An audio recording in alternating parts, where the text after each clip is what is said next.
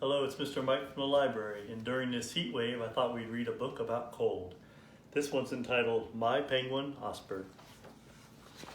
This year, I was very specific in my letter to Santa Claus. We've had a few misunderstandings in the past. For instance, last year, I asked for a fire engine red race car with a detachable roof, a lightning bolt on the side, and retractable headlights. And he did get me one, but it was only 3 inches long. In the year before, I had really wanted a trampoline. I wasn't sure how to spell it, so in my letter, I just sort of described what I wanted. Santa sent me a pogo stick. So this year, I was really careful. I wrote Santa a long letter and told him that I would like to have my own pet penguin. Not a stuffed penguin, but a real one from Antarctica. I told him my penguin should be 1 foot tall, white and black with a yellow beak. And his name should be Osbert. I included a drawing. I put extra postage on the envelope and sent it off a whole month early. Then I waited. When Christmas morning came, I was the first one downstairs. There he was. He was black and white with a yellow beak and exactly 12 inches tall. He was moving and breathing and everything. Around his neck was a tag. It said, "Hello, my name is Osbert." Santa had come through. I wanted Osbert to meet everybody. I wanted to take him to my room. Plus, I wanted to open my other presents. But Osbert really wanted to go outside and play. It was pretty cold and kind of windy too. There was a foot or two of snow on the ground and no sun. But I had asked for Osbert and now I had him. So we went outside.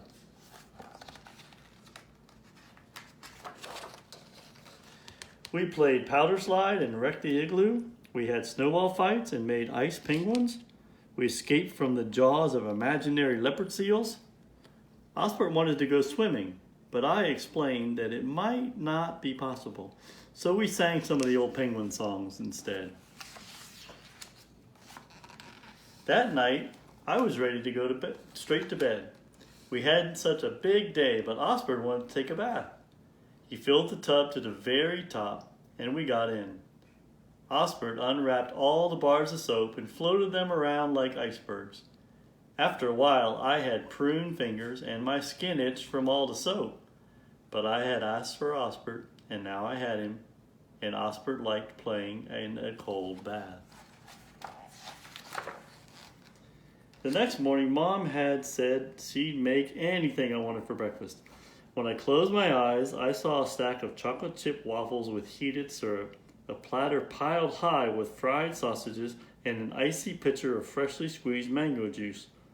But Osbert doesn't like rich food, and he doesn't like hot food, and he doesn't like sweet food. Osbert wanted cold creamed herring with seaweed jam for breakfast, so that's what we had. After breakfast, it was my turn to do the chores, so I did the dishes and went upstairs to clean my room. When I came back down, I saw that Osbert had been working too. He had built an entire ice village out of freezer pops, frozen leftovers, and tubs of ice cream. It was all beginning to melt. Osbert, of course, couldn't hold a towel in his slippers, but I had asked for Osbert, and now I had him, so I cleaned up the mess myself. That afternoon, when Osbert was watching the Weather Channel on cable TV, I secretly wrote Santa another letter. Dear Santa, how are you and Mrs. Claus? We are fine. Thank you for your great penguin named Osbert. We take cold baths together and have creamed herring for breakfast. I am getting used to spending all day in the snow. Plus, it turns out that I didn't have frostbite after all. Your friend, Joe.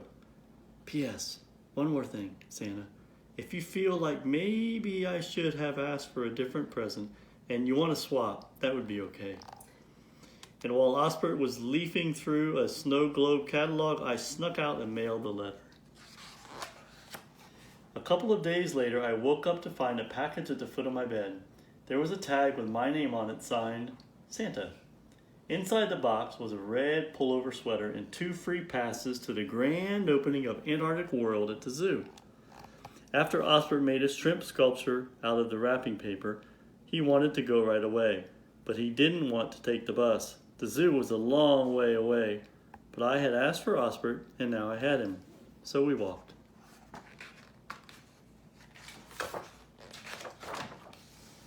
When we got to Antarctica World, Osbert headed straight for the Penguin Palace.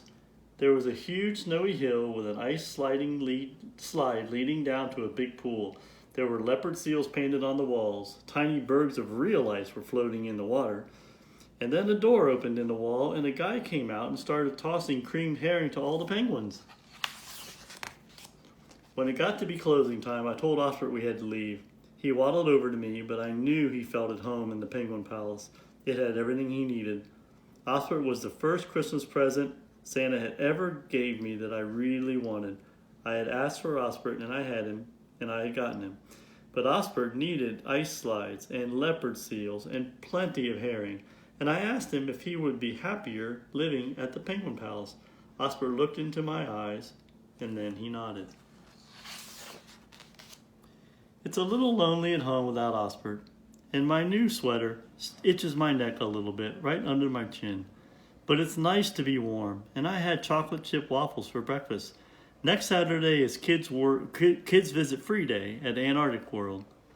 I don't have bus fare, but I can walk. I'll wear my red sweater so Osbert will be sure to recognize me. And next Christmas is only 11 months away. I've thought about it a lot, and I already know what I want. I'm sure I can't get into too much trouble with just one helicopter.